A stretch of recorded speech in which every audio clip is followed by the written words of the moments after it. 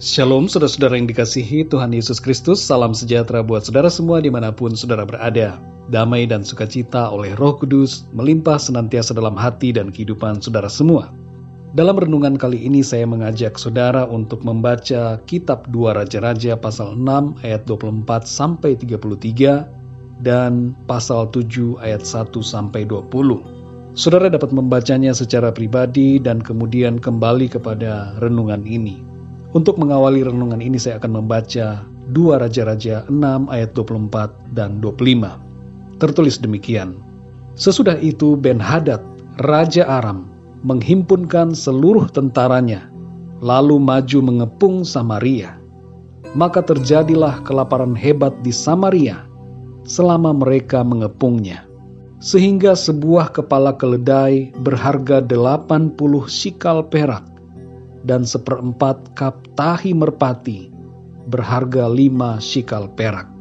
Saudara yang dikasihi Tuhan, waktu itu kerajaan Israel yang berpusat di Samaria dikepung oleh tentara Raja Aram dari segala penjuru, sehingga rakyat yang hidup di dalam tembok kerajaan tidak bisa masuk dan keluar, dan akibatnya persediaan makanan mulai habis dan terjadi kelaparan. Dapat dikatakan dalam situasi ini, kerajaan Israel yang berpusat di Samaria itu pada waktu itu mengalami lockdown total. Ada 5 tokoh dalam kisah ini yang akan kita perhatikan dan renungkan saat ini. Tokoh yang pertama adalah Raja Israel. Raja Israel menjadi marah kepada Tuhan karena situasi sulit yang terjadi. Sebelum pengepungan itu, Raja Israel sudah menunjukkan sikap hati yang tidak mempercayai Tuhan. Dan ketika ada kesusahan, ia mempersalahkan Tuhan. Dalam 2 Raja-Raja 6 ayat 33 tertulis, selagi ia berbicara dengan mereka, datanglah raja mendapatkan dia. Berkatalah raja kepadanya, sesungguhnya malapetaka ini adalah daripada Tuhan. Mengapakah aku berharap kepada Tuhan lagi? Tokoh yang kedua, saudara, seorang ibu yang memakan anaknya sendiri. Dalam masa kelaparan itu, seorang ibu menjadi kehilangan kasih. Anak kandungnya sendiri dimakan olehnya. Dalam 2 Raja-Raja 6 ayat 28 dan 29 tertulis, kemudian bertanyalah raja kepadanya, ada apa? Jawab perempuan itu, perempuan ini berkata kepadaku, berilah anakmu laki-laki, supaya kita makan dia pada hari ini, dan besok akan kita makan anakku laki-laki. Jadi kami memasak anakku dan memakan dia. Tetapi ketika aku berkata kepadanya pada hari berikutnya, berilah anakmu supaya kita makan dia, maka perempuan ini menyembunyikan anaknya. Tokoh yang ketiga, saudara, ajudan raja. Perwira yang menjadi ajudan raja tidak percaya kepada firman Tuhan yang disampaikan oleh Nabi Elisa. Dalam 2 Raja-Raja 7 ayat 1 dan 2 tertulis, lalu berkatalah Elisa, dengarlah firman Tuhan. Beginilah firman Tuhan, besok kira-kira waktu ini, sesukat tepung yang terbaik akan berharga sesikal, dan 2 sukat jelai akan berharga sesikal di pintu gerbang Samaria. Tetapi perwira yang menjadi ajudan raja menjawab abdi Allah. Katanya, sekalipun Tuhan membuat tingkap-tingkap di langit, masakan hal itu mungkin terjadi? Jawab abdi Allah, sesungguhnya engkau akan melihatnya dengan matamu sendiri, tetapi tidak akan makan apa-apa daripadanya. Tokoh yang keempat, saudara, Nabi Elisa. Nabi Elisa dalam situasi lockdown saat itu, di mana kerajaan Israel dikepung oleh tentara Aram, Nabi Elisa duduk-duduk di rumahnya bersama para tua-tua Israel. Mereka berkumpul menantikan suara Tuhan dan menunggu waktu pertolongan Tuhan. Dalam 2 Raja-Raja 6 ayat 32 bagian A dikatakan, adapun Elisa duduk-duduk di rumahnya dan para tua-tua duduk bersama-sama dia. Tokoh yang kelima adalah orang-orang kusta. Tepat pada saat waktu pertolongan Tuhan akan dinyatakan, yaitu waktu yang telah disebutkan dalam nubuat Nabi Elisa. Orang-orang kusta yang ada di luar pintu gerbang berjalan menuju perkemahan tentara Aram, dan Tuhan membuat langkah kaki mereka seperti deru langkah tentara dalam jumlah besar, yang membuat tentara Aram lari ketakutan meninggalkan perkemahan mereka. Dalam 2 Raja-Raja 7 ayat 3 dan 4 tertulis, 4 orang yang sakit kusta ada di depan pintu gerbang. Berkatalah yang seorang kepada yang lain, "Mengapakah kita duduk-duduk di sini sampai mati? Jika kita berkata, baiklah kita masuk ke kota, padahal dalam kota ada kelaparan, kita akan mati di sana.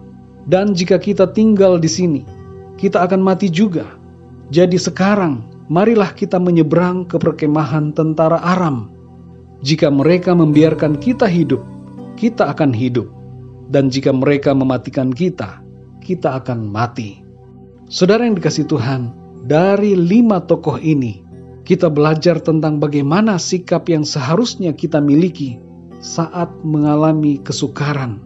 Seperti halnya pada saat sekarang ini, di mana lockdown terjadi di berbagai negara, dan juga pembatasan skala besar terjadi di negara kita Indonesia. Sikap bagaimana yang seharusnya kita miliki dalam masa yang sukar? Yang pertama, saudara, jangan menyalahkan Tuhan, tapi mari kita bertobat dari dosa-dosa kita dan mencari Tuhan senantiasa. Terimalah setiap keadaan dengan hati yang berserah dan bersyukur kepada Tuhan. Yang kedua, saudara, jangan kehilangan kasih. Dalam situasi sulit sekalipun, utamakan kasih kepada sesama kita, dimulai dari keluarga kita. Jagalah agar emosi kita tetap stabil dan tidak marah. Jangan lampiaskan kemarahan dan kekesalan kita kepada orang-orang dalam lingkungan keluarga dan juga di sekitar kita. Yang ketiga, saudara, tetap percaya kepada firman Tuhan. Jangan menolak dan mentertawakan janji firman Tuhan, tapi terimalah setiap janji firman Tuhan dengan iman yang teguh. Yang keempat, saudara, nantikanlah Tuhan dengan sabar. Berdoalah dan pujilah Tuhan senantiasa. Berkumpullah dengan saudara-saudara seiman melalui aplikasi online untuk saling menguatkan dan merenungkan firman Tuhan. Yang kelima, saudara, bertindaklah yang tepat pada saat yang tepat. Mintalah hikmat Tuhan untuk mengerti kapan saat yang terbaik dan apa yang perlu dilakukan.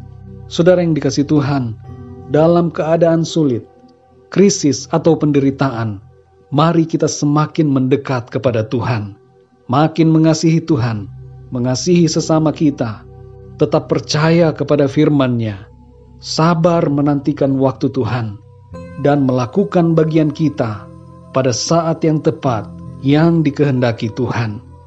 Dalam Yeremia pasal 29 ayat yang ke-11 tertulis, "Sebab aku ini mengetahui rancangan-rancangan apa yang ada padaku mengenai kamu. Demikianlah firman Tuhan, yaitu rancangan damai sejahtera dan bukan rancangan kecelakaan, untuk memberikan kepadamu hari depan yang penuh harapan." Mari saudara yang dikasihi Tuhan, imani firman Tuhan. Percayalah kepada Tuhan yang mengasihi kita. Dia mengasihi saudara dan saya. Tuhan itu sangat baik, saudara. Situasi mungkin nampaknya tidak baik, tetapi sadarilah bahwa Tuhan tetap adalah Tuhan yang sangat baik. Mari kita berdoa, saudara. Bapa kami di dalam surga, Bapa di dalam nama Tuhan Yesus Kristus, terima kasih kami mengucap syukur Tuhan untuk firman-Mu yang mengajarkan kami hari ini untuk menjadi pribadi yang berkenan kepada Tuhan dan bersikap dengan benar saat situasi sulit terjadi dalam hidup kami. Terima kasih ya Tuhan untuk setiap kebenaran firman-Mu. Ajarlah kami untuk mentaati apa yang menjadi kehendak Tuhan dalam hidup kami. Dalam situasi apapun yang sedang terjadi saat ini, keadaan sulit, keadaan sukar, krisis ataupun penderitaan. Ajar kami ya Tuhan untuk tidak menyalahkan Engkau, tapi kami mau bertobat dari dosa-dosa kami dan mencari perkenanan Tuhan senantiasa. Penuhilah hati kami dengan kasih-Mu ya Tuhan, supaya kami dapat mengasihi Engkau dengan sungguh-sungguh dan juga mengasihi sesama kami. Kami mau tetap percaya kepada firman-Mu Tuhan. Janji firman-Mu itu ya dan amin. Dan kami percaya janji firman-Mu akan Tuhan genapi dalam kehidupan kami. Kami mau menantikan Engkau dengan sabar ya Tuhan, menantikan waktu-Mu yang tepat dalam hidup kami.